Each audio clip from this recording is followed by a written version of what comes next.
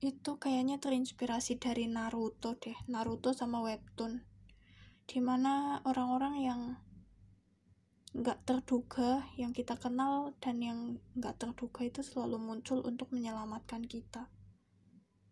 Meskipun kita nggak berteman dekat, nggak berteman akrab, tapi kadang di saat sesuatu terjadi, mereka tiba-tiba nolong. Dan itu menginspirasi aku untuk menulisnya di cerpen ini, di bagian akhir. Terus masalah musuh bisa musuh Amina! Yamina! Ya, jadi sama Jinda lagi.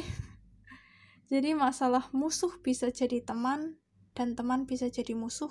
Itu kayaknya dari Naruto deh. Bener-bener kayaknya itu dari Naruto karena waktu SMA itu aku maraton Naruto. Nah, di situ kan bener-bener ceritanya Naruto itu kan kayak gitu kan, kebanyakan musuh jadi teman, teman jadi musuh jadi teman, teman jadi musuh, gitu-gitu terus kan.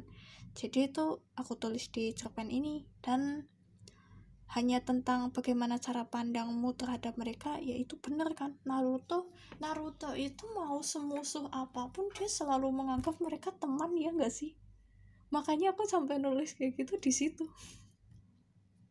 Waktu itu aku lagi belajar untuk memandang semua orang sebagai teman, bahkan musuh sekalipun aku pandang sebagai teman. Jadi aku bisa memperlakukan musuh dengan sebaik-baiknya. Kata aku emang virus Junibyoku tuh parah banget ya. Dan ya, ternyata di dunia nyata sulit untuk melakukan itu, cuy. Lo nganggap musuh sebagai teman, mereka itu kan jadi musuh karena mereka itu bersikap tidak baik kan. Dan ketika kita tetap bersikap baik ke mereka dan tetap berharap mereka akan berubah menjadi teman, itu kayak kebodohan yang hakiki sih.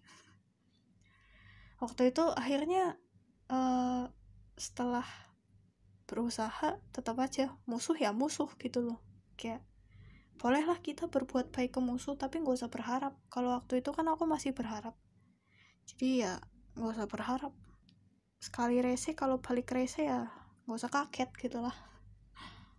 Tapi ini aku menangkap, barusan aku membaca tulisan Brooke, dan aku ingat yang barusan aku baca itu tentang tadi Bio mengangkat kerah ya. Bio mengangkat kerah, terus dia sempat menampar juga. Dan itu sebenarnya ada harapan di situ, kayak aku berharap semua yang meninggalkan aku itu kembali dengan cara yang tidak terduga, kembali sambil menjadi pahlawan, dan kembali untuk membawaku ke arah yang lebih baik lagi. Kayak aku dulu sempat pengen kayak punya temen yang bakal melakukan apapun untuk aku gitu loh. Kayak aneh sih. Kayak aku pengen diselamatkan gitulah. Dan ini kan aku dapat dari cerita lain yang aku rangkai jadi cerpenku sendiri kan.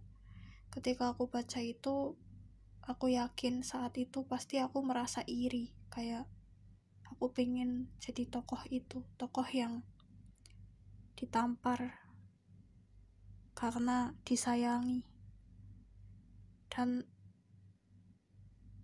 itu kan lebih ke maskulin kan, kayak Naruto misal mukul Gaara atau mukul Sasuke gitu kan, biar mereka itu sadar bahwa mereka masih dipedulikan sama Naruto dan Naruto selalu di pihak mereka.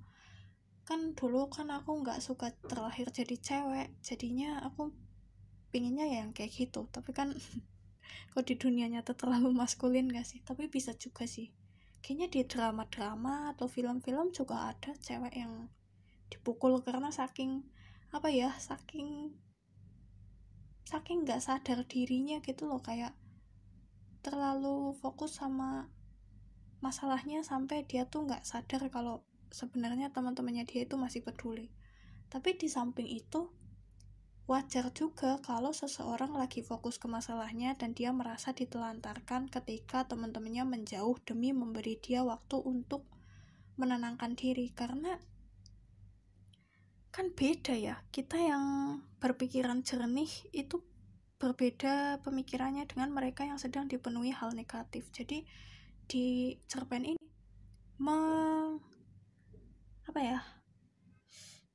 menegaskan dua sudut pandang, dari sisi orang yang positif dan dari sisi orang yang sedang mengalami hal negatif gitu loh, sedang dipenuhi hal negatif. Sebenarnya kalau dibedah ini lumayan dalam sih, karena aku tuh kalau nyomot cerita tidak mungkin hanya karena hal cetek. Pasti ada hal yang sangat membekas sampai aku bisa ambil itu dan aku bikin jadi karyaku sendiri, modifikasi sampai jadi styleku sendiri. Ya gitu, karena orang yang ninggalin aku gak ada yang balik, jadi aku berharap mereka tiba-tiba datang untuk memberi kejutan yang itu gak pernah terjadi di dunia nyata. Paling mereka datang ketika ada butuhnya, dan kita berbaikan karena mereka butuh bantuanku. Berbanding terbalik dengan harapan yang aku tuangkan dalam cerpen. Bego tapi ya udahlah. Dan ini tuh sebenarnya tokoh-tokoh di sini ada kayak mewakili aku. Dimulai dari Now itu jelas aku.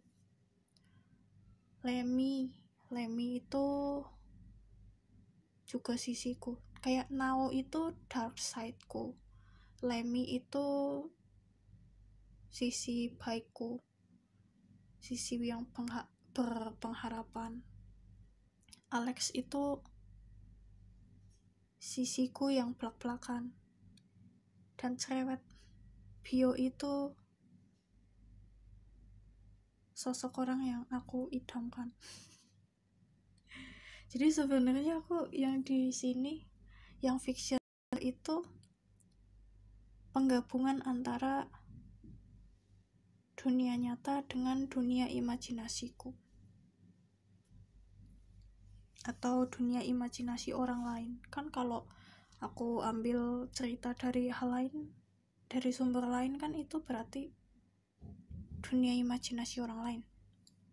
Aku padukan dengan kehidupanku. Itulah kenapa namanya cerpen fiction real. Sebenarnya fiction itu aku ambil dari judul lagunya Avenged Sevenfold. Ketika 3 hari sebelum meninggal, The Rev Sullivan itu menciptakan lagu judulnya Fiction. Dan dulu aku setiap kepingin mati, aku pasti mendengarkan lagu itu sesering mungkin, karena dulu tuh sebenarnya aku nggak paham artinya ya. Aku tuh dulu masih belum paham lirik-lirik berbahasa Inggris, apalagi kata-kata yang tertuang di situ kan agak asing buat aku, kayak bahasanya itu bahasa orang depresi. Jadi kayak aku nggak paham, tapi aku suka sama musiknya. Kayak musiknya ini emosinya tuh sefrekuensi sama aku gitu loh, sefrekuensi sama perasaan yang aku rasakan. Jadi aku suka banget. Dan ternyata ketika aku udah paham tentang Inggris dan aku dengerin lagi, ternyata itu lagu mengerikan loh. Itu lagu mengerikan, serius. Ngapain anak sekolahan ngedengerin itu ketika lagi depresi? Itu malah makin memperparah keadaan, serius.